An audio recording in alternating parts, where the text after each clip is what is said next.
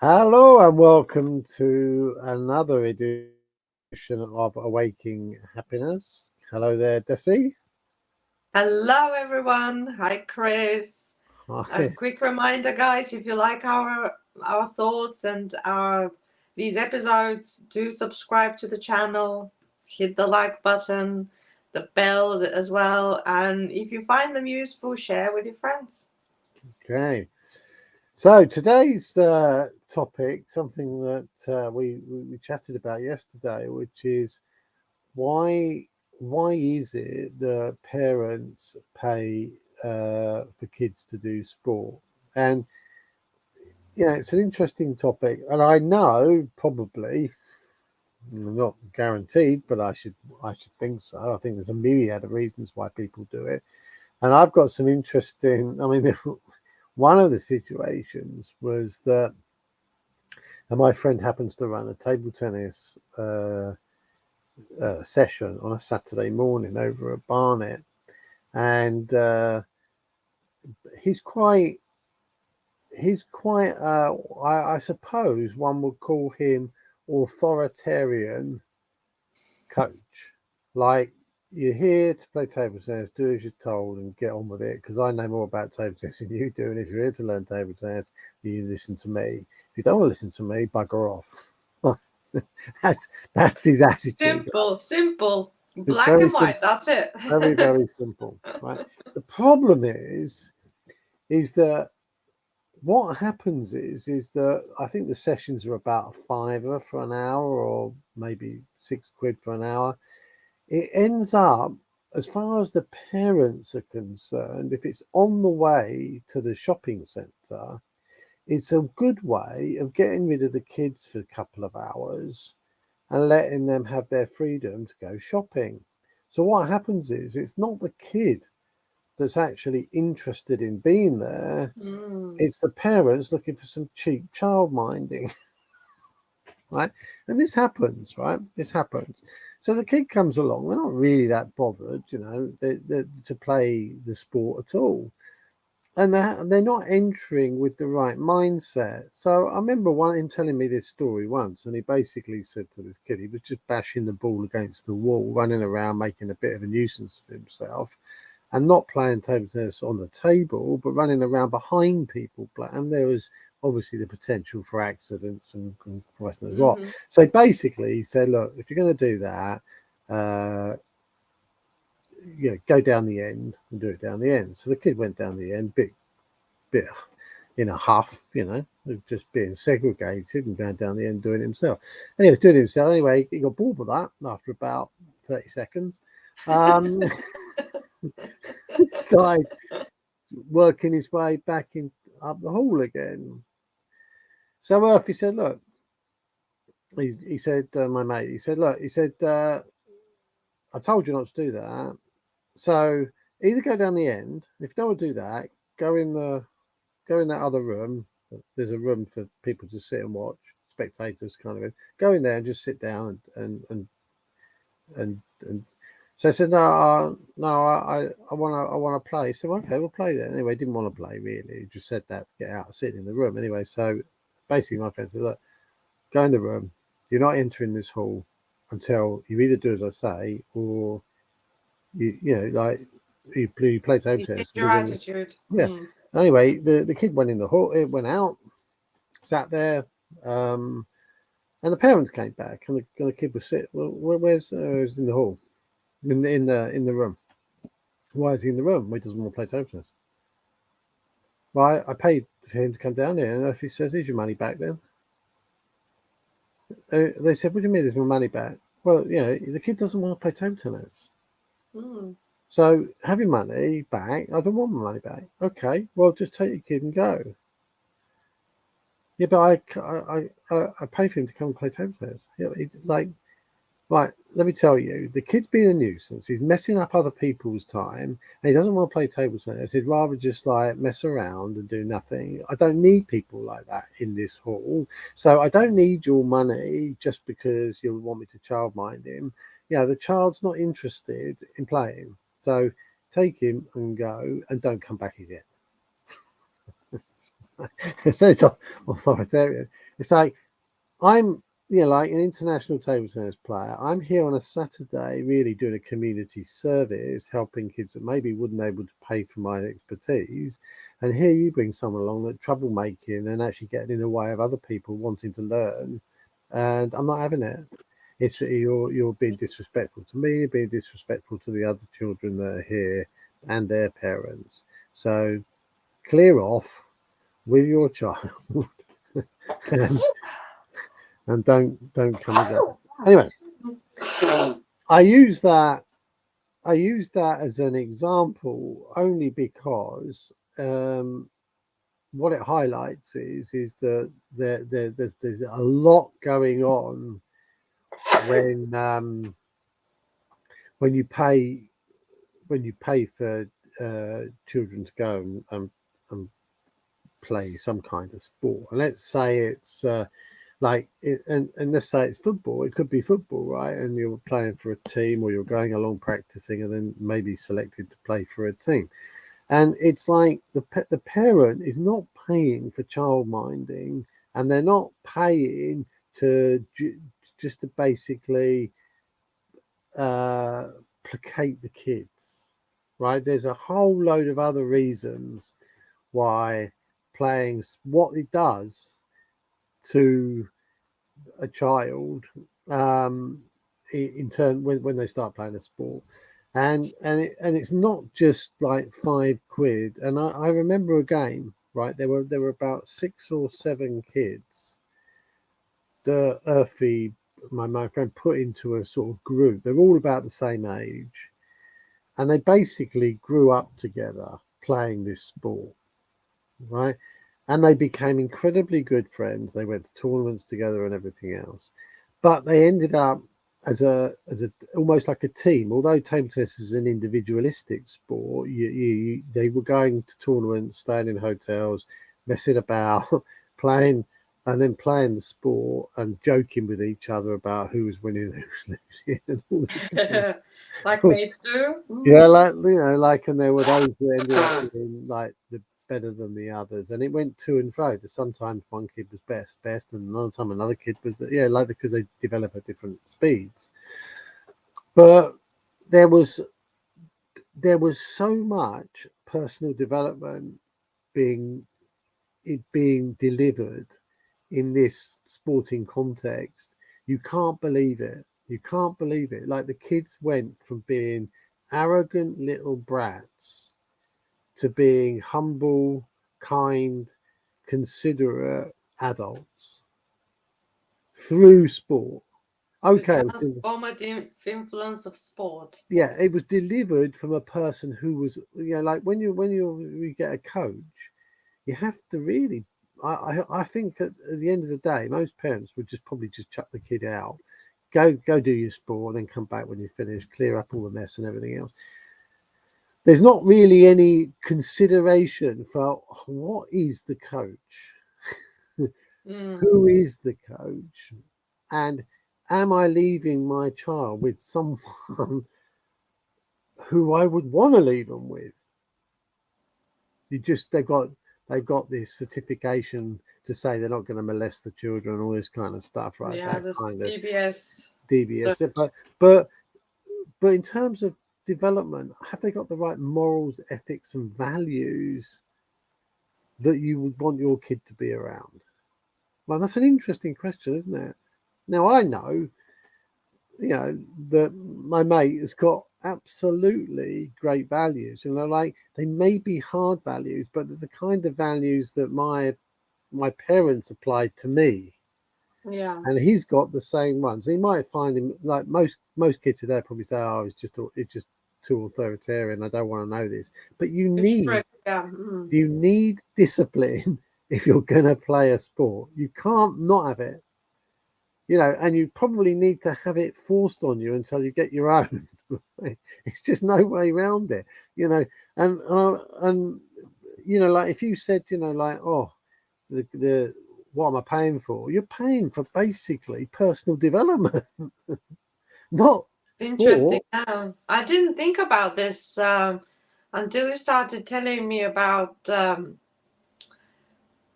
you saw some post on Facebook and somebody Yeah. was talking about dropping the No, kids off to play football for a team develops not just their football skills, but develops everything. also teamwork You know, and and I know, perseverance and resilience when it gets tough.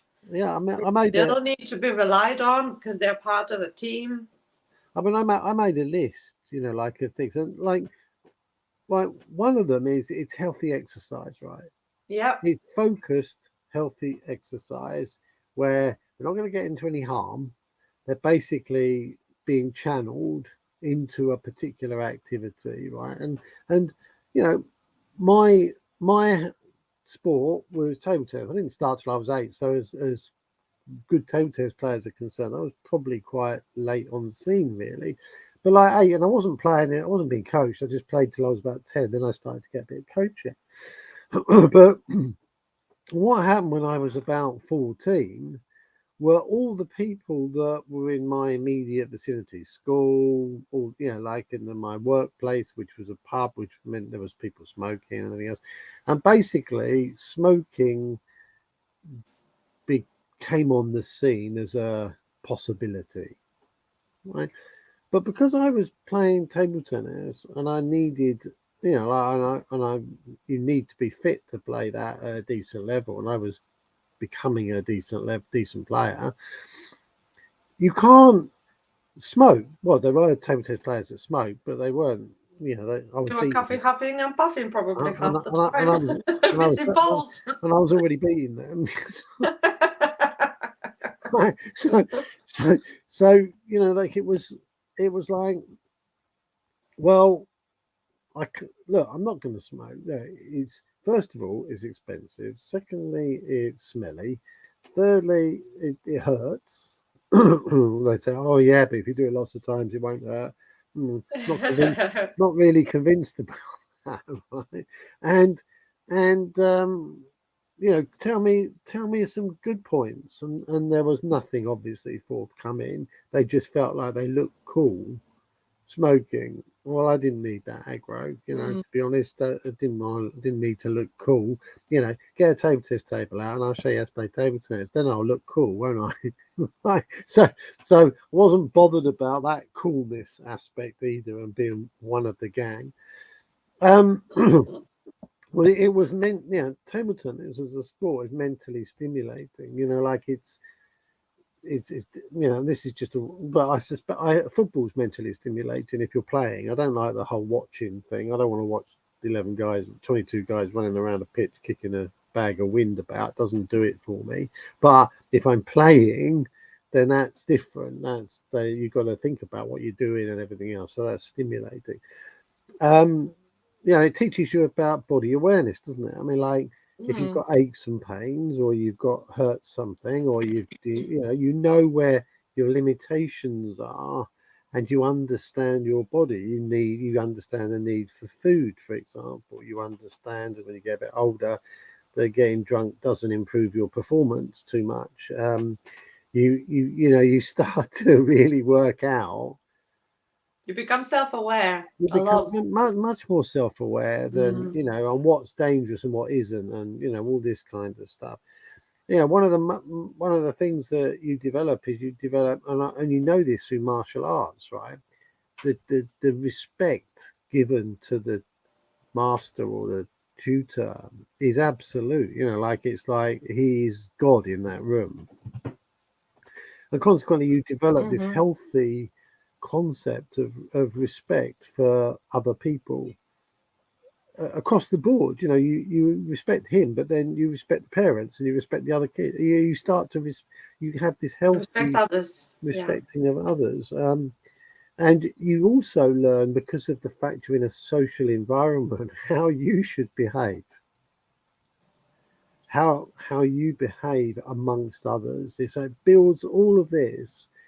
Like, I've no doubt that people who are sitting in a room all day on their computer, they know how to behave when they're the other side of a screen, or they might not know how to behave, because suddenly you'll never meet that person. Let's say that person you're talking to is in Siberia.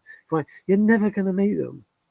unless there's some kind of sabbatical when you want to go there on a sojourn as some kind of pilgrimage or something, but you're never going to meet those people.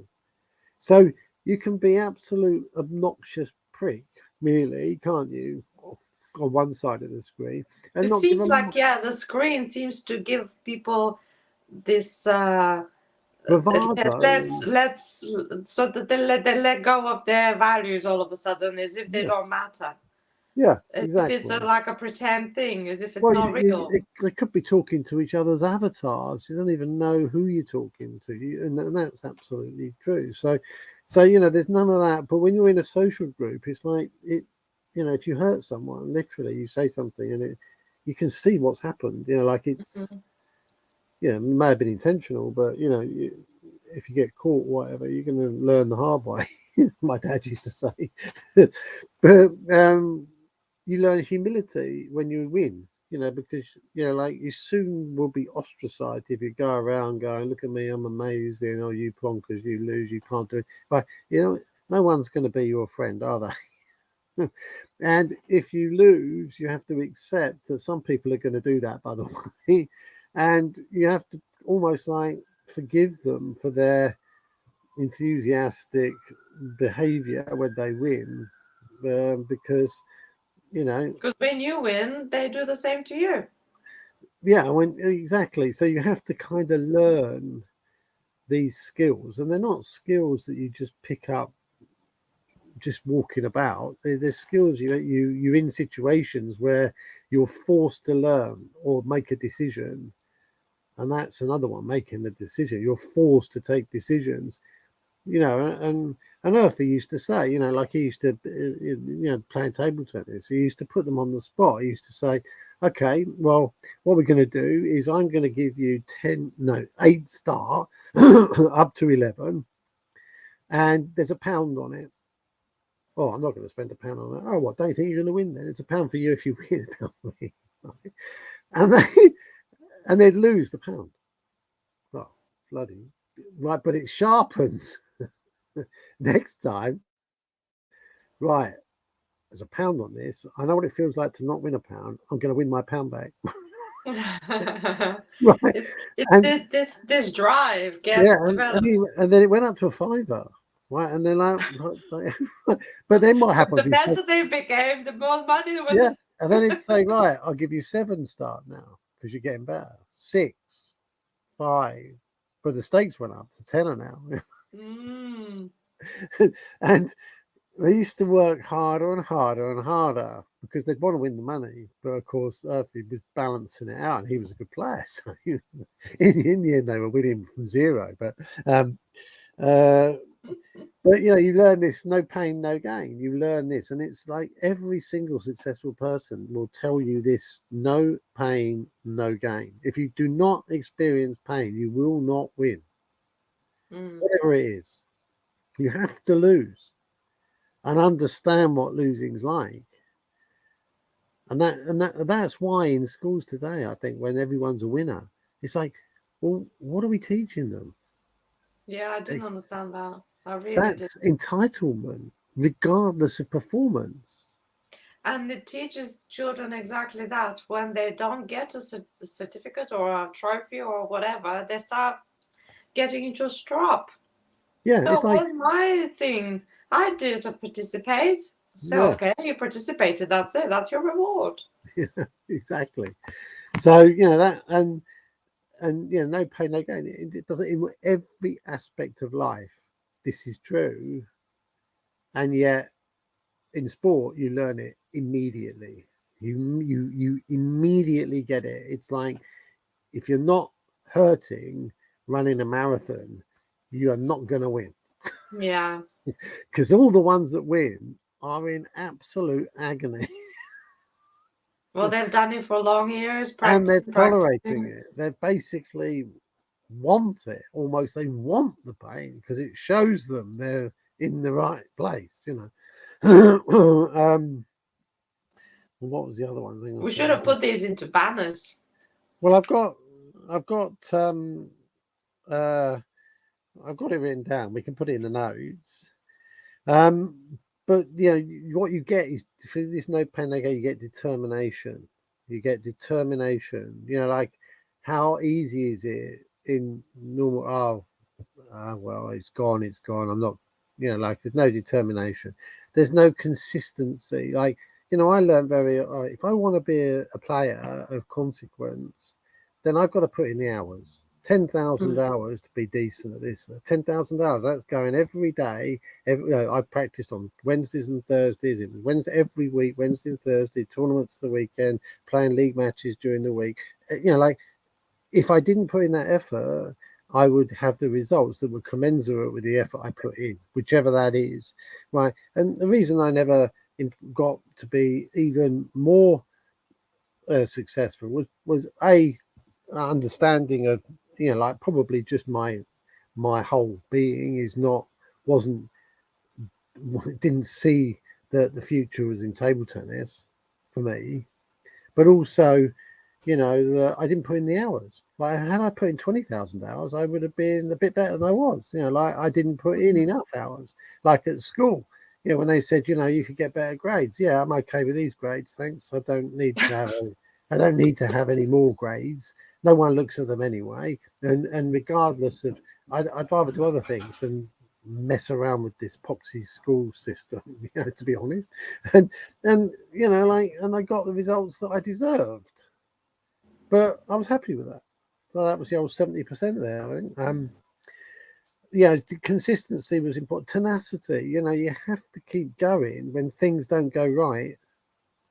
You have to find a way to rebuild that enthusiasm, even when things have gone wrong. Because if I'd go and play a match and I'd lose 3 out of 3, all 3 games, it's like I didn't feel great. My contribution, But I think that's what made you such a strong character. And I still find myself, because I didn't have this experience of sport, I just taught myself how to be persistent and perseverance and all of these things that you were mentioning about. I taught them to be somehow by my life experience taught me to be all of these things. But I still am not as strong as you are when it comes to resiliency, and I might be very persistent, but it will take me some falls and I might stay a bit longer down in the fall before I get up. While with you, it's just you fall down, you immediately spring back up. Well, yeah, I mean, but that wasn't just sport. That was having a number of other things that I enjoyed doing too, and focusing on the things that were going well. So I didn't get sucked into this vacuum of despair. I basically said, okay, I lost 3 games. Well, there'll come a time where I'll win 3 games in the not too distant future and I'll feel much better. So I'm just going to park that misery and I'll get on with something I like doing that's going well at the moment. And I can enjoy my time again and just park that. And then when someone asks me to come and play a match, I'll go and I'll win 3 out of 3, and that'll be the end of it. I'll be like, I'll be feeling good again. So it's like it wasn't the end of the world, was it? Like I just found a way of distracting myself onto something that made me positive again. Something else that was going well, yeah. Yeah. So I wouldn't say that. If you get comfortable losing 3 out of 3 every time, you'll keep on losing 3 out of 3. You need to be uncomfortable there, losing like with that situation that you're determined to make it better. Practice more. It wasn't. If you just it's not like the loser mentality where I always lose, what's the point, I'm not going again. Yeah, exactly. It's like whenever I lost, it's right, next time I'm going to beat you. Oh yeah, they go, oh yeah, no you won't. I said I will. I wouldn't bet against me. So next time they'd be like, oh, last time he said he was going to beat me, so I better, the pressure was on. Even if they weren't, if you weren't going to beat them, they're still worried about it. So it's helping you. They know I'm still determined. Wobble them a bit. Yeah, I mean, I used to. There were some really good table tennis players in Watford. And I was gradually going up the ranks. Like I was like 10th in Watford, 9th in Watford, 8th, and these were the top 3. And every time I played them, I lost. Didn't stop me trying. And in the end, I beat them. When I was 15, I beat them. Every one of them. Wow. Right? Mm. Because I knew if I kept practicing, I kept trying, in the end, I would beat them. And I did. And, there was, but then the other one, I played squash. I never started playing squash till I was 36. And I only ever played squash like for pleasure. I didn't really, and then I entered I entered a ladder, a squash ladder at the local leisure centre. And I was playing a friend of my sister's. She worked for a guy, and he played squash. And every time I played him, I lost to him. And he was beating me like 9-0, 9-1, 9-2. There was 9-3, 9-4, and it was 9-5, and it was getting up and getting up. And I played with him for about a year. Never beat him. And then one day it was like really, really close. And I said, the next time we play, I'm going to beat you, and then you'll never ever beat me again. And it happened exactly like that. Mm. And then after about 6 months, he stopped playing me. Not thinking he's improving, I now can learn from him. I'm going to switch it round and I'm going to get better myself. No, he just stopped playing me. Well, that's where this fixed mindset comes into place and comes into bite us. Yeah, and so the tenacity is important. Social skills, you learn all these social skills because you're planning a team, or I used to say to people, if you ask me to play and I say yes, it doesn't even matter if I got a better offer. If they asked me to play and I said yes, I said I'd have to be dead to not turn up. So that's the authenticity coming into play. Yeah, and integrity. The word. If you say you're going to, that's what I meant. I meant integrity. Why did I say authenticity? But the thing is, right, is that you have to. It teaches you that because you have to make a commitment, and if you make a commitment, you have to honour your commitment. Otherwise, you become known as a dishonourable, lacking integrity person, and who wants that? Nobody will be inviting you anywhere anymore. You just become, or it's like I almost think, well, I don't know what could be worse than your word not being a word that people can trust. It's like the only people you can associate with are the people who don't know you. Yeah, and it's interesting how people now, when they meet you, they first think, they say this and this, but let's see what they do. So they take your word, but they don't really trust you until they see how you behave. Of course. When they see the behavior matches the word, then this is when you become a very good person. It's like when I started running Link for Growth events locally, people used to say to me, how many people are going to turn up? I said, well, how can I answer that question? I've got no idea, have I? I said, all I can tell you is I'll be there.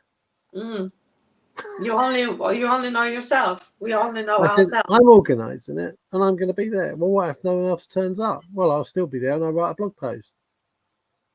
I said, I'll always find something to do. I said, I don't care who turns up, to be honest. I said, whoever turns up is supposed to be there. I'm going to be there because I'm hosting it and I can welcome anybody that comes in. But I don't, if you want to turn up and enjoy yourself. If you don't want to turn up, don't turn up. I said, it doesn't bother me. Yeah, but how many people are going to be there? Why is that important?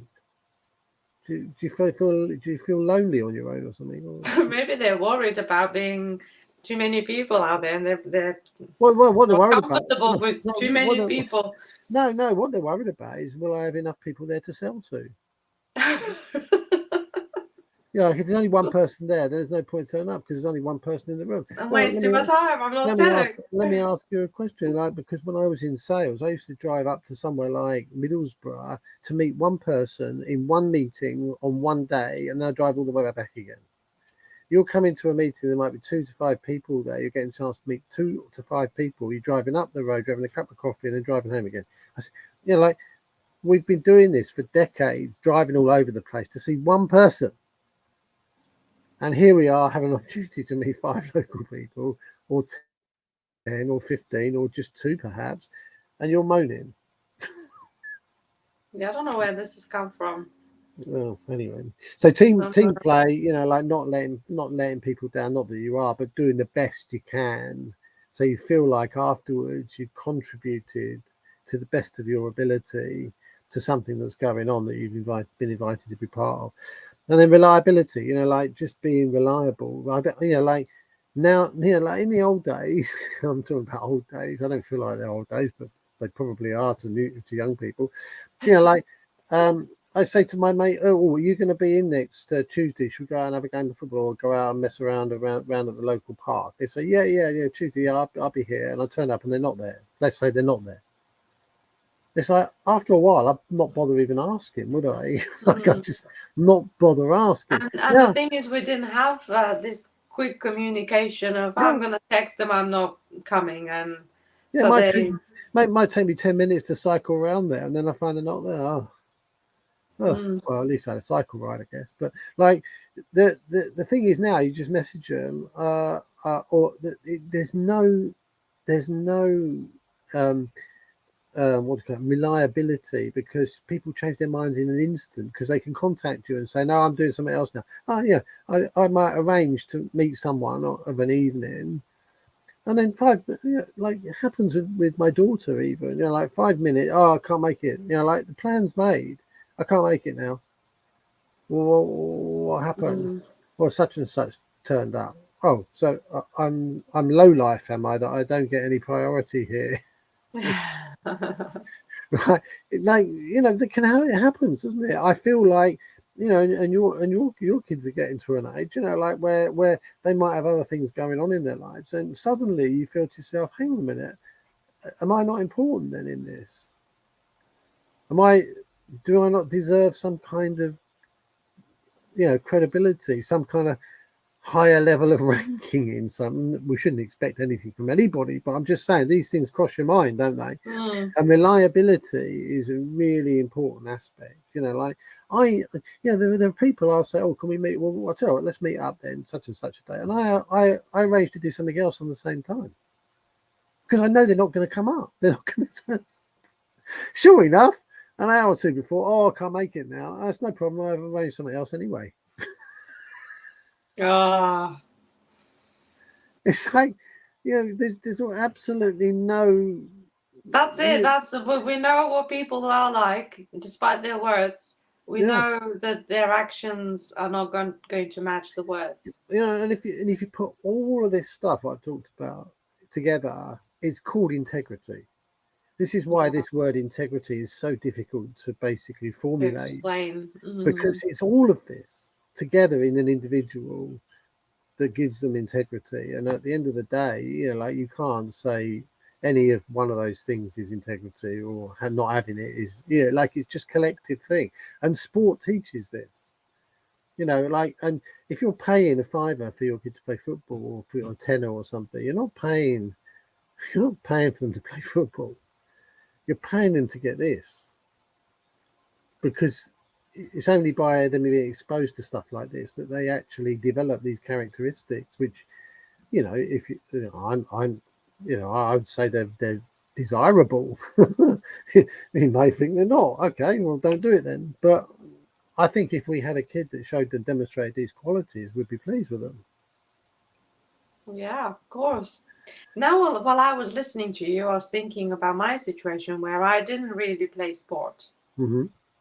And the reason being was probably because where I lived in the village, we didn't have coaches, obviously. We did go and play sports with our friends, and we did keep our promises. And in this respect, when we said we're going to do this at this time, we did it.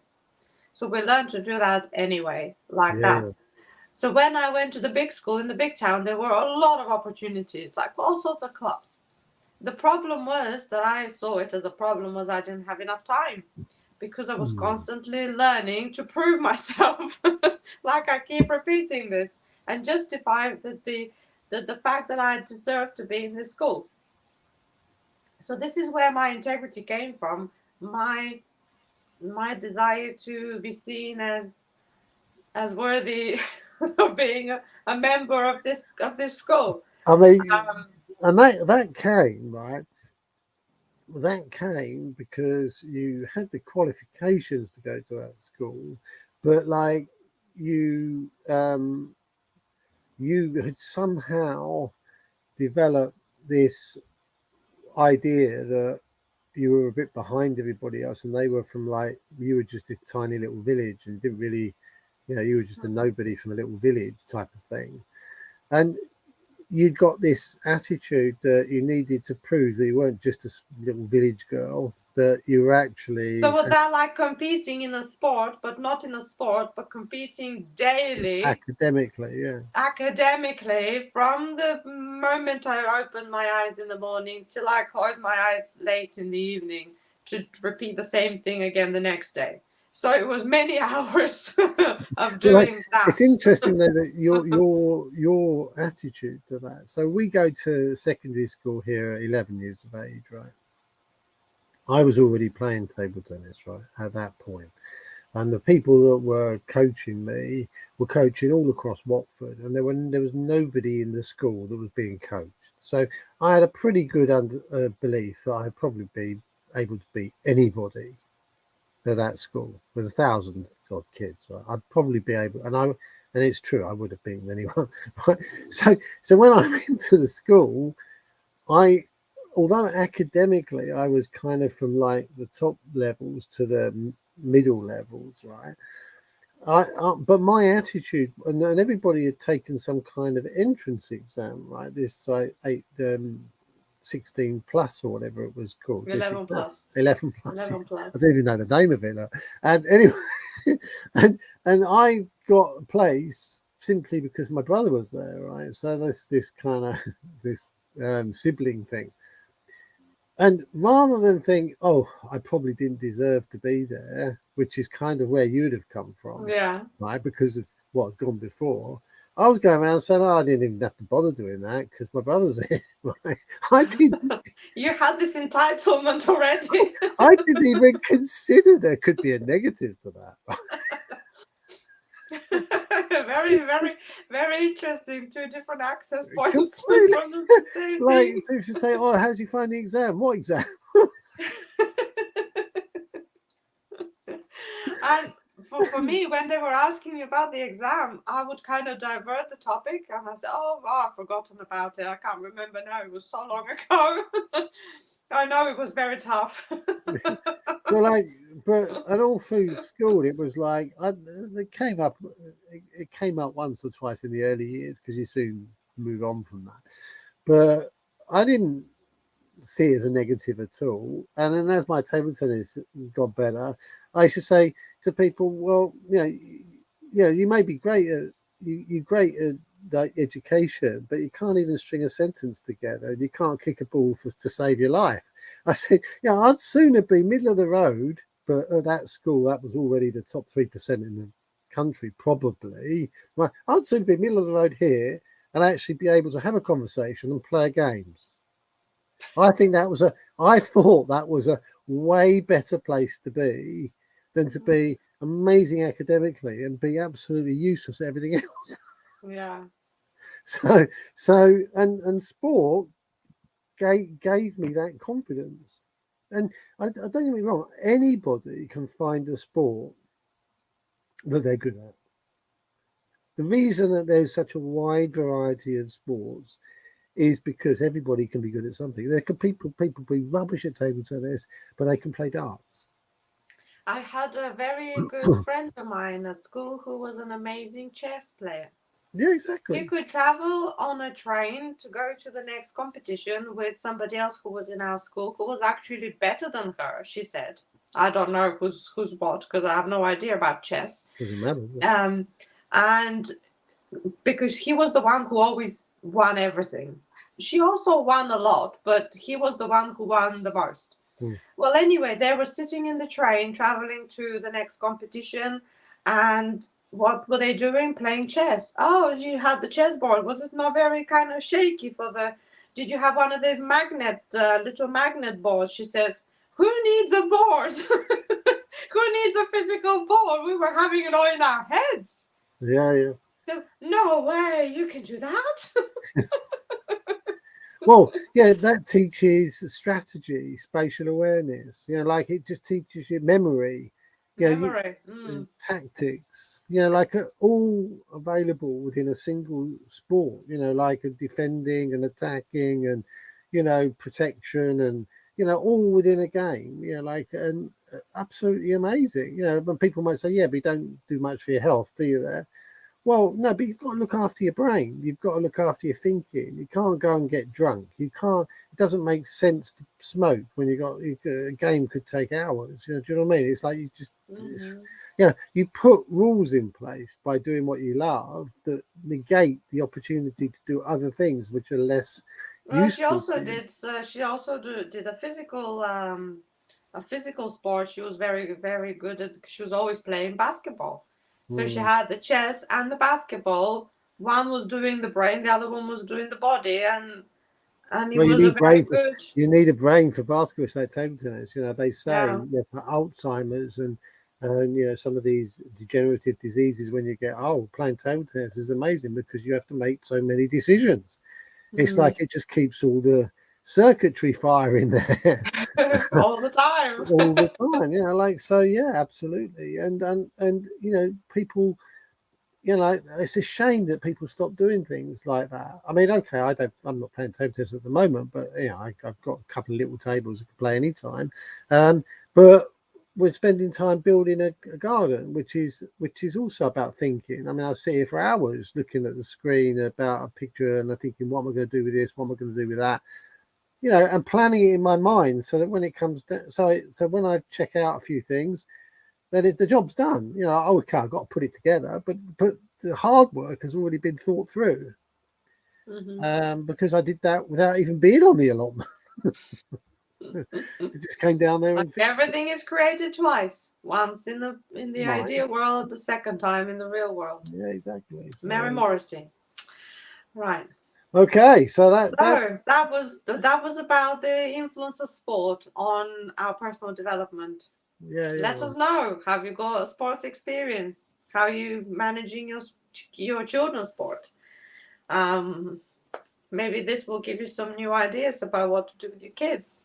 Yeah. Let us know in the comments, and remember to subscribe, hit the like button, the bell, and share and everything. You know that. Thanks for watching, guys. Okay. Bye. Take care. See you.